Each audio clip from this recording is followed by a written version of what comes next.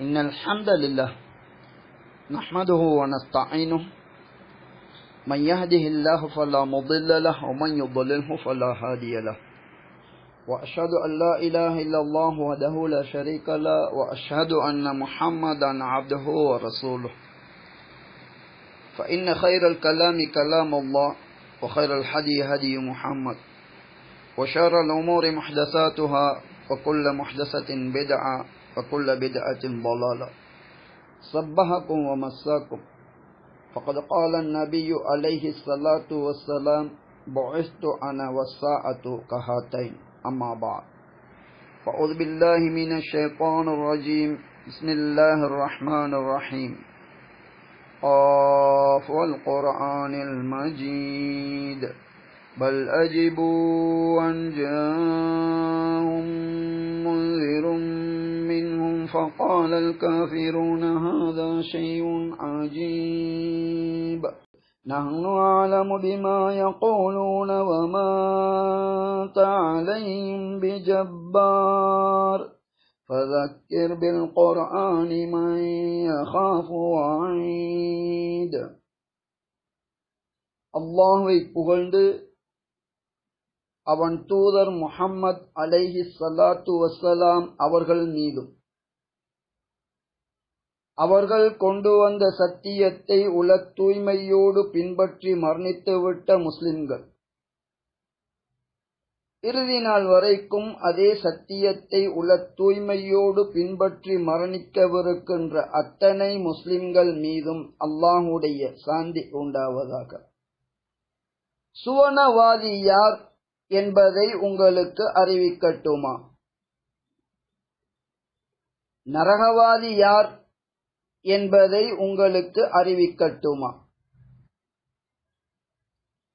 இந்த கேள்வி சுவனம் செல்லுவதற்கு நாம் கட்டாயம் பின்பற்ற வேண்டிய வஹி மூலம் வழிநடாத்தப்பட்ட ஒட்டுமொத்த மனிதர்களிலும் முதன்மை அந்தஸ்தை பெற்ற நபி அலைஹி ஸலாத்து வஸ்ஸலாம் அவர்கள் தங்களது காலத்திலே சுவனம் செல்லும் கூட்டமைப்பினராகிய சஹாபாக்களை பார்த்து தொடுத்த கேள்வியாகும். இது எவ்வளவு முக்கியமான கேள்வி என்பதை நான் கூறித்தான் நீங்கள் அறிய வேண்டும் என்பதில்லை. கலிமா சொன்னால் சுவனம் சென்று விடலாம் என்ற ஒரு வழிகாட்டல் மிக பெரும்பாலான எமது சமூகத்தின் உலமாக்கள் முஃப்திகளால் கூறப்படுகின்றது. ஆம், லா இலாஹ இல்லல்லாஹ் என கூறியவர் சுவனம் நுழைவார் என்பதும் நபியுடைய வாக்கு என்பதில் எந்த சந்தேகமும் கிடையாது. குர்ஆன் சுன்னாவின் ஒளியிலிருந்து லா இலாஹ இல்லல்லாஹ் என்பது 60க்கு மேற்பட்ட ஈமானின் கிளைகளில் முதன்மையானது என கூறினால் அதுதான் மிகச் சரியானது. லா இலாஹ இல்லல்லாஹ் என்பது ஒட்டுமொத்த ஈமான் கிடையாது. ஈமானின் 60க்கு மேற்பட்ட கிளைகளின் முதன்மை கிளையாகும். எனவே லா இலாஹ இல்லல்லாஹ் என்ற அந்த ஈமானின் முதல் படித்தரம் அல்லது முதல் 8, அதன் மூலம்தான் நாம் சுவனம் நுழையும் கூட்டத்திலும் சுவனத்திற்குரிய அந்தஸ்தை பெறுவதற்கும் ஆரம்பிக்கின்றோம் என்பதுதான் உண்மையாகும். இதன் மற்றொரு கோணம்தான் ஈமானின் முதல் படியை காலடி எடுத்து வைத்துவிட்டு அந்த ஈமான் இஸ்லாம் மூலமாக ஒருவன் சுவனத்திற்குரிய தகுதியை பெற வேண்டும் என்றால் அந்த சுவனம் செல்லும் தகுதி கொண்ட முஸ்லிம் எப்படி இருப்பான் என்பதை தெளிவுபடுத்துவதன் மூலம் சுவனவாதி யார் நரகவாதி யார் என்ற வரைவிலக்கணத்தை நபி அலைஹி ஸலாத்து வஸ்ஸலாம் அவர்கள் தந்திருக்கின்றார்கள். அந்த ஹதீஸை மையமாக வைத்து கலிமா சொல்லும் ஒட்டுமொத்த எமது சமூகத்தினருக்கும் அதனையும் தாண்டி மனித சமுதாயத்திற்கு படைத்தவனால் தரப்பட்ட உண்மையான சரியான இஸ்லாம் எது என்பதை எடுத்து எட்டி வைப்பதுதான் இன்றைய உபதேசத்தின் நோக்கமாகும். சுவனத்தை அடைய வேண்டும் எனும் கொள்கை கொண்ட எமது சமூகத்தை சார்ந்தவர்களுக்கு சுவனம் செல்லுவதென்றால் நீங்கள் இப்படித்தான் இருக்க வேண்டும் என்ற நபியின் வரைவிலக்கணத்தை எட்டி வைத்து சுவனம் செல்வதை இலக்காக கொண்டவர்கள் வழிதவறிவிடக் கூடாது எனும் உளமார்ந்த மிகப்பெரிய கவலை சுவனத்தை தேடுகின்றவர்கள் அதற்கான வழியை அறியாமல் தவறிவிடக் கூடாது என அவர்களை எச்சரிக்கின்ற, அவர்கள் விரும்புவதை காட்டிக் கொடுக்கின்ற ஒரு உபதேசம் மட்டும்தான் இன்றைய உபதேசம் ஆகும். நபி அலைஹி ஸலாத்து வஸ்ஸலாம் அவர்கள் தொடுத்த இந்த கேள்வியும் அதற்கான பதிலும் சஹீஹ் புகாரியிலே 4918வது இலக்கத்தில் உள்ள ஹதீஸிலே காணப்படுகின்றது. அலா உக்பிருக்கும் பி அஹ்லில் ஜன்னா, சுவனவாதி பற்றி உங்களுக்கு அறிவிக்கட்டுமா என கேட்டுவிட்டு நபி அவர்கள் கூறுகின்றார்கள். எனவேதான் அதே விடயத்தை இன்றைய உபதேசத்தின் மூலம் உங்களுக்கு எட்டி வைக்க விரும்புகின்றோம். நீங்கள் ஒவ்வொருவரும் ஈமானின் முதல் 8 லா இலாஹ இல்லல்லாஹ் என்பதை கூறியிருப்பீர்கள். சுவனம் செல்லுவதற்கு இது கட்டாயமானதாகும். ஆனால் இந்த ஒன்று மட்டும் இருந்தால் சுவனம் சென்று விடுவீர்கள் என உங்களுக்கு யாராவது கூறினால் ஏமாந்து விடாதீர்கள், ஏமாந்து விடாதீர்கள். ஈமானின் முதல் 8 எடுத்து வைத்த நீங்கள் அதன் பிறகு ஈமானின் நிபந்தனைகளை முறித்து விட்டால், இன்னும் தெளிவான வார்த்தையில் கூறுவதென்றால், ஈமான் கொண்டதன் பிறகு நீங்கள் ஈமானை முறித்து ஒரு முஸ்லிமுடைய எல்லையிலிருந்து நீங்கள் வெளியேறினால், அதன் பிறகு உங்களுக்கு அந்த லா இலாஹ இல்லல்லாஹ் எந்த பெருமதியையும் தராது, எந்த நன்மையையும் தராது. இது பற்றித்தான் நபி அவர்கள் லா இலாஹ இல்லல்லாஹ் என்பதன் பெருமதியை கூறிய நபி அவர்கள் அந்த வார்த்தையை கூறிய ஒரு முஸ்லிம் எப்படி இருப்பான் என்பதை தெளிவுபடுத்துகின்றார்கள். குல்லு ضعيف முத்தضعف, ஒவ்வொரு பலவீனமானவன் பணிவானவன் லவ் அக்ஸம அலல்லாஹி லஅபர்ரஹு, அந்த பண்புகள் கொண்ட ஒருவன் அல்லாஹ் மீது சத்தியம் செய்து ஒரு விடயத்தை கூறினால் அவனுடைய சத்தியம் முறியாத விதத்தில் அந்த சிறந்த முஸ்லிமுடைய சத்தியத்தை அல்லாஹ் உண்மைப்படுத்தி வைப்பான். இவன்தான் சுவனவாதி என நபி அவர்கள் ஒரு முஸ்லிமின் அடையாளங்கள், வரைவிலக்கணம், இதனையும் அந்த நபி அவர்களே கூறி வைத்தார்கள். லா இலாஹ இல்லல்லாஹ் கூறியவன் சுவனம் நுழைவான் என கூறிய அந்த நபி அவர்கள் அதன் கருத்து என்ன என்பதை அந்த நபி அவர்களே தெளிவுபடுத்துகின்றார்கள். முன்னைய பல ஜும்மாக்களிலே அல்லாஹ்வின் ஒரு கேள்வியை உங்களுக்கு நாம் நினைவுபடுத்தி இருக்கின்றோம். அகஃபர்தும் பஅத ஈமானிக்கும்,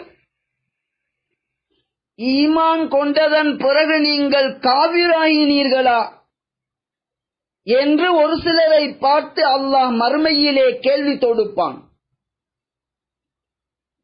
எனவே உங்களுடைய இஸ்லாம் பற்றிய புரிதல்,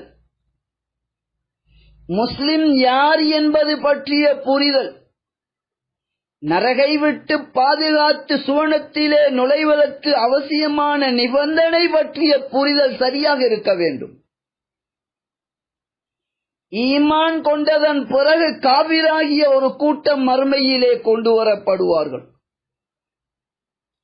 லா இலாஹ இல்லல்லாஹ் என கூறிய ஒருவன் ஈமானின் முதல் 8 எடுத்து வைத்திருந்தாலும் அந்த ஈமானை ஒழுங்குவர கடைபிடிக்கின்ற ஒரு முஸ்லிம் சுவனவாதி எப்படி இருப்பான் என்ற மேலதிக விளக்கத்தை நபி அவர்கள் கூறுகின்றார்கள். அதுதான் நபி அவர்கள் கூறுகின்றார்கள், சுவனவாதி எப்படி இருப்பான் என்றால் வைஃபுன், அவன் பலவீனமானவனாக இருப்பான். உடல் பலவீனத்தை நபி அவர்கள் கூறுகின்றார்களா? நிச்சயமாக இல்லை. மற்றொரு ஹதீஸிலே பலவீனமான விசுவாசியை விட ஆரோக்கியமான பலசாலியான விசுவாசி அல்லாஹுக்கு மிக விருப்பமானவன் என நபி அவர்களே தெளிவுபடுத்துகின்றார்கள். எனவே சுவனம் செல்லும் முஸ்லிம் பலவீனமானவனாக இருப்பான் என்பதன் கருத்து உடல் பலவீனம் அல்ல.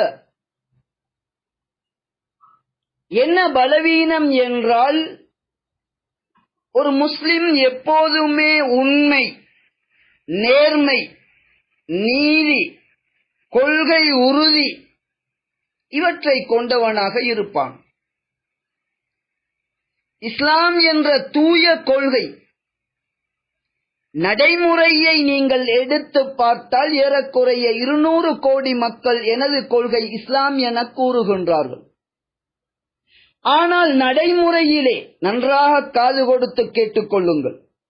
நடைமுறையிலே தம்மை முஸ்லிம் என கூறுகின்றவர்கள் இங்கு நபி அவர்கள் கூறுகின்ற வரைவிலக்கணத்தின்படி பலவீனமானவர்களாக இருக்கின்றார்களா?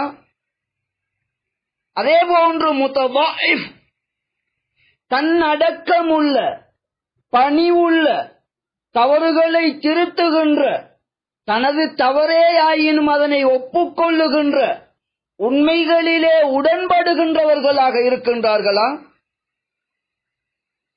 இதுதான் சுவனவாதிக்கு நபி அவர்கள் கூறிய வரைவிலக்கணமாகும், என்னுடைய விளக்கம் அல்ல. நன்றாக மனதிலே பதித்துக் கொள்ளுங்கள்.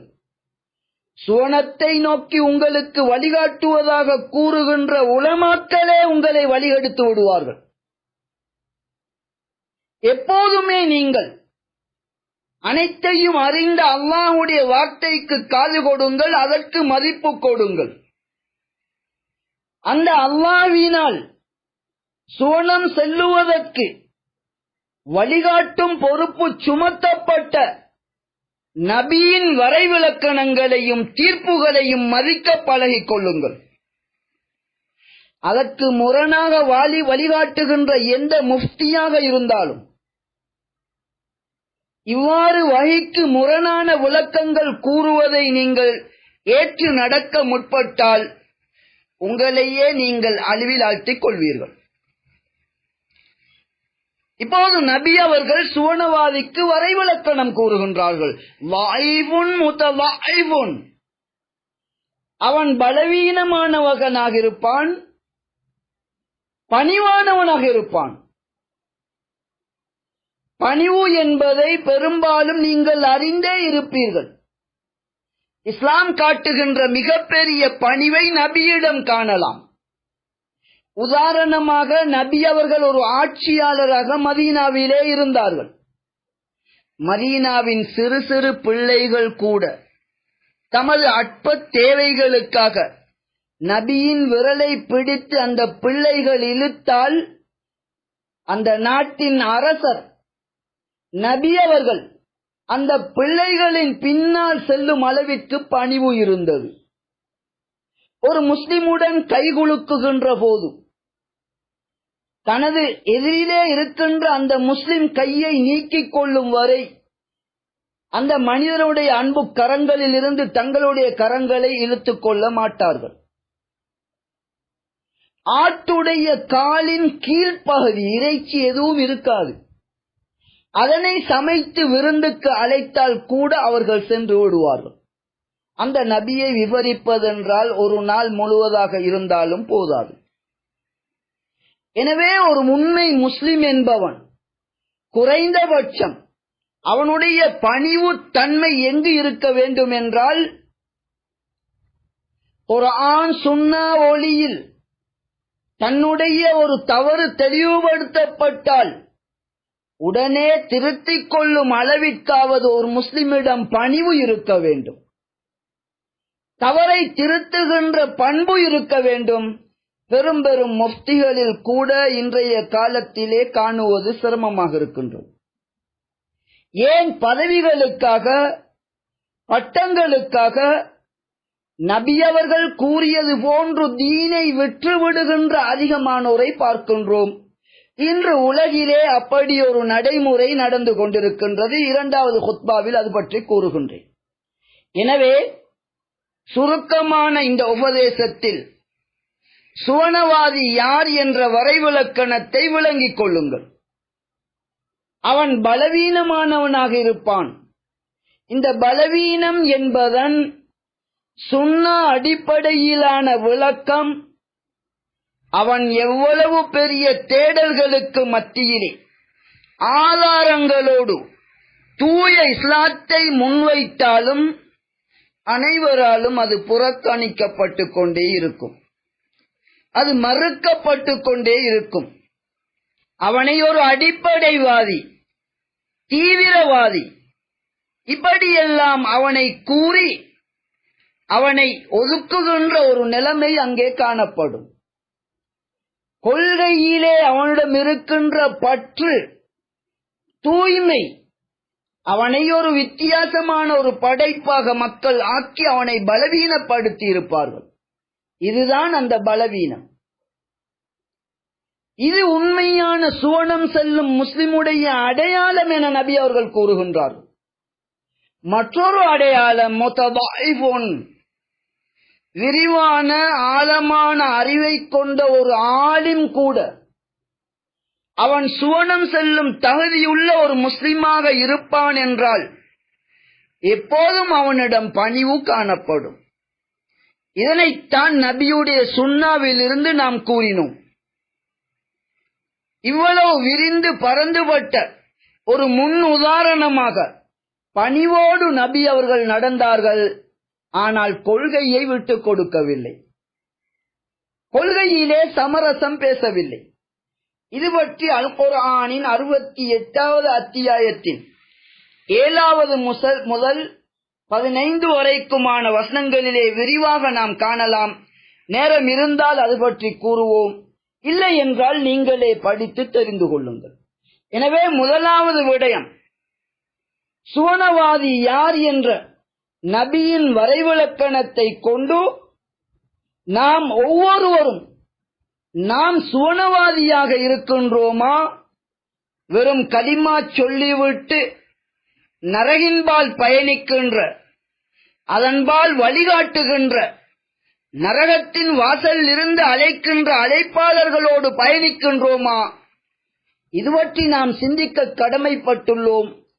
சிந்தித்து சுவனவாதியாக எம்மை நாம் திருத்திக் கொண்டால் வெற்றி அடையலாம். அந்த பாக்கியத்துக்காக முயற்சி செய்யுங்கள். அந்த அல்லாஹ்விடம் மனமுருகி பிரார்த்தியுங்கள். அவன் மிகவும் மன்னிக்க கூடியவனாகவும் இரக்கமுடையவனாகவும் இருக்கின்றான்.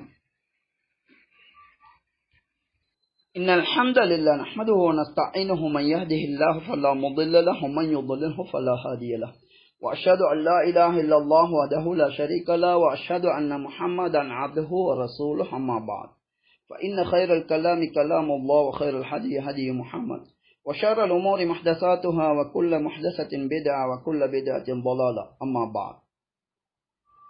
சுவனவாதி இப்படித்தான் இருக்க வேண்டும் என விளக்கம் அளித்த நபி அவர்கள் அதன் பிறகு கேட்கின்றார்கள், அலா உஹ்பிருக்கும் பி அஹ்லின் நார், நரகவாதிகளை பற்றி உங்களுக்கு அறிவிக்கட்டுமா என கேட்டுவிட்டு, குல்லு உத்துல் ஜவ்வாப் முஸ்தக்பிர்,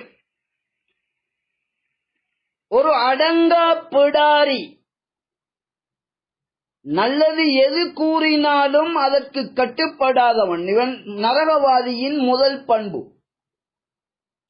ஜவ்வாத் பருத்த உடல்களுடனும் உண்டு கொழுத்த இருமாப்புடனும் அவர்கள் இருப்பார்கள். உடல் பருமனைத்தான் அவர்கள் விரும்புவார்களே ஒழிய பண்பால், கொள்கையால், நேர்மையால், மக்களுக்கு உதவுகின்ற கொள்கை இது போன்ற எதிலுமே அவர்கள் உயர்ந்தவர்களாக இருக்க மாட்டார்கள். முஸ்தக்பிர் பெருமை அடிக்கக்கூடியவனாக அவன் இருப்பான். 3 விடயங்களை நபி அவர்கள் கூறுகின்றார்கள். நரகவாதி எப்படி இருப்பான் என்றால், நல்லது செய்ய வேண்டும் என்ற நோக்கமே இருக்காது. எந்த நல்ல விடயங்களுக்கும் கட்டுப்படாத ஒரு அடங்கா பிடாரியாக அவன் இருப்பான். அதன் பிறகு உண்டு கொழுத்து இப்படி உடல் பருமனை விரும்பக்கூடியவர்களாகத்தான் அவர்கள் இருப்பார்கள். இது 2வது தன்மை. இது நரகவாதிகளுடைய தன்மை. எனவேதான் நபி அவர்கள் கூறுகின்றார்கள், இவ்வாறு கொழுத்து பருத்திருப்பதை விரும்புகின்றவர்கள் சுவனம் நுழைய மாட்டார்கள் என கூறிய ஹதீஸ் சஹீஹ் முஸ்லிமிலே இருக்கின்றது. எனவேதான் நபி அவர்கள் ஒரு நரகவாதி என்பவன் ஏற்கனவே சுவனவாதியினுடைய வர்ணனையை கூறினார்கள். அவர்கள் எப்போதுமே பணிவுடையவர்கள், மிகப்பெரிய அறிவாளி கூட. தனக்கு தெரியாத ஒரு விடயம் கூறப்பட்டு வகையிலிருந்து ஆதாரம் காட்டப்பட்டால் அதனை ஏற்றுக்கொள்ளும் அளவிற்கு அவர்களிடம் பணிவு இருக்கும். அதே நேரம் நரகவாதி எப்படி இருப்பான் என்றால், ஒத்துல் குர்ஆனிலும் நாம் மேலே சொன்ன அந்த வசனங்களிலே அல்லாஹ் கூறுகின்றான், ஒத்துல்லின் பஅத ஸாலிக ஸனீம். இந்த கெட்ட நரகவாதி நன்மையான வழிகாட்டலுக்கு அடங்காத ஒரு அடங்கா பிடாரியாக இருப்பான். தனக்கு இல்லாதவற்றை கூறி தன்னை மிகைத்து காட்டும் ஒரு அளவிலே அவன் இருப்பான். எனவே இங்கு நபி அவர்களும் தெளிவுபடுத்துகின்றார்கள், நரகவாதியை அடையாளப்படுத்தட்டுமா என கேட்டுவிட்டு, இவ்வாறு ஒரு அடங்கா பிடாரியாக இருப்பான். கொழுத்து பருத்திருக்கின்ற உடல் பருமனைத்தான் இவன் விரும்புவானே ஒழிய கொள்கை உறுதியோடு நீதமாக மக்களுக்கு நலவு செய்கின்ற இத்தகைய பண்புகளில் உயர்வான ஒருவனாக இருப்பதை அவன் விரும்பப் போவதில்லை. அடுத்ததாக நபி அவர்கள் கூறினார்கள், முஸ்தக்பிர் பெருமை அடிப்பான். பெருமை அடித்தல் என்பது நாம் அனைவரும் அறிந்த ஒரு வகையான பெருமை இருக்கின்றது. தன் அல்லாதவர்களுக்கு கொடுக்க வேண்டிய மதிப்பை கொடுக்காமல் அவர்களை இழிவாக கருதுவது. அதே நேரத்தில் இஸ்லாமிய பார்வையில் இந்த பெருமை என்பதற்கு சில விளக்கங்களை நபி அவர்கள் கூறியிருக்கின்றார்கள். ஆண்களில் ஒருவர் கரண்டைக்கு கீழே ஆடை அணிகின்றார் என்றால் அது பெருமையின் என்றும் உள்ளது என்று நபி அவர்கள் கூறிய விளக்கம் அபூதாவுதிலே ஹசன் தரத்தில் உள்ள ஹதீஸில் பதிவு செய்யப்பட்டுள்ளது. இது ஒரு வகை பெருமை. மிகப்பெரிய பெருமையை நபி அவர்கள் விளக்குகின்றார்கள். மனிதர்கள் அறிந்த ஏனைய மனிதர்களை இழிவாக கருதுவது பெருமை என்பதை தெளிவுபடுத்துகின்றார்கள். அதே நேரம் சத்தியத்தை மறுப்பது இது பெருமை என்று நபி அவர்கள் தெளிவுபடுத்துகின்ற ஹதீஸ் சஹீஹ் முஸ்லிமிலே காணப்படுகின்றது. எனவே அடிப்படை பெருமை என்பது சத்தியம் என்ற குர்ஆன் சுன்னா என்ற வஹி, கிதாபுல்லாஹ் அல்லாஹ்வுடைய வேதம் என்ற வார்த்தையினாலும் இது அடையாளப்படுத்தப்படும். குர்ஆன் சஹீஹான ஹதீஸில் இருந்து ஒரு விடயம் கூறப்பட்டதன் பிறகு என்ன காரணம் காட்டினாலும் சரி, அறிஞர்கள், மதுஹபுகள், தரீகாக்கள் இப்படி எதனை காரணம் காட்டினாலும் குர்ஆன் சஹீஹான ஹதீஸை ஏற்காமல் அதற்கு முரணான தீர்ப்பை, கருத்தை யாராவது கூறினால் அவர்கள் பெருமையுடையவர்கள், கடுகளவு பெருமை உள்ளவர்களும் சுவனம் நுழைய மாட்டார்கள். எனவேதான் நரகவாதியின் அடையாளத்தை கூறும்போது நல்லவற்றிற்கு கட்டுப்படாதவன், உண்டு கொழுத்து உடல் பருமனை விரும்பக்கூடியவர்கள், பெருமை அடிக்கக்கூடியவர்கள் என்று நபி அவர்கள் கூறினார்கள். எனவே இன்றைய உபதேசத்தின் சுருக்கம், சுவனவாதிகள் என்பவர்கள் ஈமானின் முதல் 8 லா இலாஹ இல்லல்லாஹ் முஹம்மதுன் ரசூலுல்லாஹ் என்பதை கூற வேண்டும். வெறுமனே அந்த வார்த்தைகளை கூறிவிட்டு ஈமானை முறிக்கின்ற ஒருவர் சுவனம் செல்ல முடியுமா என்றால் முடியாது. அந்த இரண்டையும் கூறிவிட்டு தான் விரும்புவது போன்று வாழுகின்ற ஒருவன் சுவனவாதியாக இருப்பானா என்றால் அதுவும் கிடையாது. ஏனென்றால் சுவனவாதி யார் என்பதை அறிவிப்பதாக கூறி நபி அவர்கள் வழிகாட்டுகின்றார்கள். அவன் பலவீனமானவனாக இருப்பான். அவன் கொள்கை உறுதி காரணமாக மக்களால் ஒடுக்கப்பட்டு அடக்கப்பட்டு உண்மைகளை வெளிச்சொல்ல முடியாத, செயற்படுத்த முடியாத ஒரு பலவீனத்திலே இருப்பான். அதனைவிட முக்கியமானது முத்ததாயிஃபுன், அவனிடம் எப்போதும் பணிவுத்தன்மை இருக்கும். பணிவுத்தன்மையின் முதன்மை அடையாளம் குர்ஆன் சுன்னாவிலிருந்து தான் அறியாத, தான் தவறாக புரிந்து கொண்டிருக்கின்ற விடயத்தை யாரேனும் ஆதாரத்தோடு தெளிவுபடுத்தினால் அதற்கு ஏற்ப தன்னை திருத்திக் கொள்ளுகின்ற, சுவனம் செல்வதில் உண்மையான நோக்கமுடையவனாக இருப்பான். அவன்தான் சுவனவாதியாக இருப்பான். இன்று உலகிலே மிகப்பெரிய ஒரு சம்பவம் நடந்திருக்கின்றது. வெறுமனே சுட்டிக்காட்டுகின்றோம். இந்த ஒத்துள் என்ற அடங்கா பிடாரி ஒட்டுமொத்த அநியாயத்தின் உருவமாக இருந்து கொண்டு தன்னை நல்லவன் போன்று காண்பிப்பது, உலகிலே இந்த பயங்கரவாதத்தை தூண்டுகின்ற முதன்மை அரசாக அமெரிக்கா அரசாங்கம் இருக்கின்றது என்பது உலகறிந்த உண்மை. இன்று நிலைமை எப்படி இருக்கின்றது என்றால், பாலஸ்தீன் என்ற நாட்டிலே மனித இனத்தின் மீதான கருணையின் காரணமாக நாடின்றி தத்தளித்தலைந்த யூத சமூகத்திற்கு அவர்கள் தங்களுடைய நாட்டிலே இடம் கொடுத்தார்கள். இன்று என்ன நடக்கின்றது என்றால், இவ்வளவு மனிதாபிமானத்துடன் நடந்த அந்த ஒட்டுமொத்த பாலஸ்தீனர்களையும் அவர்களது நாட்டையும் அழித்து இஸ்ரேல் என்ற மனித இன துரோகிகள் அங்குள்ள மக்களை இன அழிப்பு செய்து கொண்டிருக்கின்றார்கள். இப்போது மத்திய கிழக்கு நாட்டிற்கு வருகை தந்த ட்ரம்ப் உலகிற்கு மகிழ்ச்சியான செய்தியை அறிவிக்கின்றேன் என கூறிவிட்டு இந்த இஸ்ரேலுக்கு முழுமையாக அவர்களது அநியாய செயல்களை வழிநடாத்துகின்ற இந்த அரசாங்கம் சிரியாவின் மீதான பல அழுத்தங்களை விதித்திருக்கின்றது. இவற்றை நீக்குவதற்கு முக்கிய 3 நிபந்தனைகளை அவர் விதித்திருக்கின்றார்.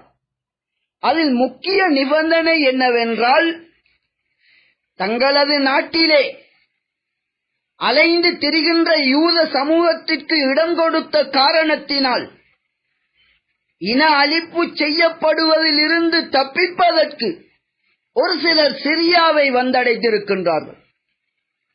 சிரியாவில் உள்ள அந்த அத்தனை அப்பாவிகளையும் பயங்கரவாதிகள் என பெயரிட்டு அவர்களை வெளியேற்றினால் மட்டும்தான் உங்கள் மீதான தடைகளை நீக்குவோம் என்று அமெரிக்காவின் தற்போதைய ஜனாதிபதி ட்ரம்ப் கூறியிருக்கின்றார். இதனை எங்கு கூறுகின்றார்? முஸ்லிம்களின் முதன்மை புண்ணிய பூமி அமைந்துள்ள சவுதி அரேபியாவிலே வந்து உட்கார்ந்து கூறுகின்றார். இந்த வளைகுடா நாட்டின் ஆட்சி தலைவர்கள் இவற்றை மகிழ்ச்சியோடு ஏற்றிருக்கின்றார்கள். இன்றைய காலத்தில் இந்த ஒத்துள் நன்மையான விடயங்களில் எந்த கட்டுப்பாடும் இல்லாது சத்தியத்தை எதிர்த்து முழு குழப்பத்திற்கும் வழிவகுக்கின்ற ஒரு ஒத்துள் என்ற அந்த வரையறைக்குள் இன்றைய அந்த ட்ரம்ப் தெளிவான ஒரு முன்னுதாரணமாக இருக்கின்றார்கள். இவரோடு சேர்ந்து பயணிப்பதுதான் சுவனவாதிகளின் பயணமா? இவர்களோடு உடன்படுகின்றவர்கள் அல்லாஹ்விடம் சுவனம் செல்லும் ஒரு முஸ்லிமாக இருக்க முடியுமா? நீங்களே சிந்தித்துக் கொள்ளுங்கள். சுவனம் உங்களுக்கு அவசியமாக இருந்தால் சுவனவாதி யார் என்ற அடையாளத்தை நபி அவர்கள் கூறியிருக்கின்றார்கள். அதன் நேர் மறுபக்கம் நரகவாதி யார் என்பதையும் தெளிவுபடுத்தி விட்டார்கள். நன்மைகளுக்குள் உள்ளடங்காத மனிதன் என்ற ரீதியிலே தவறிழைத்தாலும் தவறு சுட்டிக்காட்டப்படும் போது திருத்திக் கொள்ளாதவர்கள் இவர்கள் ஒவ்வொருவரும் நரகவாதியின் அடையாளமான ஒத்துள் என்ற வரைவிலக்கணத்துக்குள் இவர்கள் உள்ளடங்குவார்கள். அதனை விவரிப்பதாகவே பின்னால் உள்ள இரு பண்புகளும் இருக்கின்றன. உலக சொத்துக்களோடு ஆட்சி அதிகாரம் உட்பட உலகிலே பட்டம் பதவிகளோடு உண்டு கொழுத்து பருப்பதுதான் ஒருவனுடைய நோக்கமாக இருந்தால் இது நரகவாதியின் அடையாளம் என்பதை நாம் அனைவரும் ஏற்றுக்கொள்ளுவதாக கூறுகின்ற நபி அவர்கள் கூறியிருக்கின்றார்கள். எனவே வமா அலைனா இல்லல் பலாகுல் முபீன், தெளிவாக எத்தி வைப்பதை தவிர எம்மீது வேறு கடமை இல்லை என்பதை நபி அவர்கள் பற்றியே அல்லாஹ் கூறிவிட்டான்.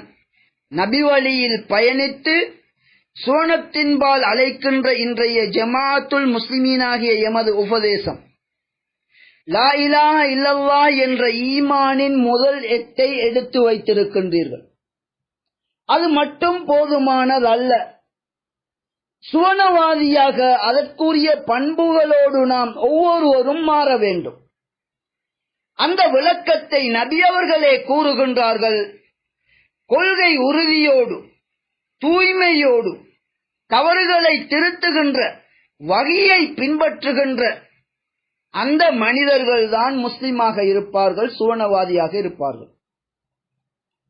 உண்மையை சொல்லி உறுதியாக இருப்பதால் அவர்கள் பலவீனப்படுத்தப்படுவார்கள். அதே நேரம் சுவனவாதிகள் பணிவோடு இருப்பார்கள். அந்த தன்மைகளை நாம் ஒவ்வொருவரும் ஏற்படுத்திக் கொள்ள வேண்டும். அதே நேரம் சுவனம் செல்லுவதற்கு தடையான ஒத்துள் நன்மையான நேர்வழியின் எல்லைக்குள் அடங்காமல் இருப்பது, ஜவ்வாப் உண்டு கொழுத்து பருப்பதை விரும்புவது, முஸ்தக்பிர் பெருமை அடிப்பது, இது போன்ற நரகவாதிகளின் பண்புகளில் இருந்து நாம் விடுபட வேண்டும். நரகவாதிகளின் பண்புகளில் இருந்து விடுபட்டு நபியும் நபி தோழர்களும் போன்று ஒரு இமாமின் கீழ் உல தூய்மையோடு வகையை பின்பற்றுகின்ற சுவனம் செல்லும் கூட்டமைப்பாக வாழ்ந்து மரணிக்கக்கூடிய பாக்கியத்தை அல்லாஹ் இம் அனைவருக்கும் தந்தருள்வானாக. அகூலு ஹாதா வ அஸ்தக்ஃபிருல்லாஹ லி வ லிசாயிரில் முஸ்லிமீன வல் முஸ்லிமாத்.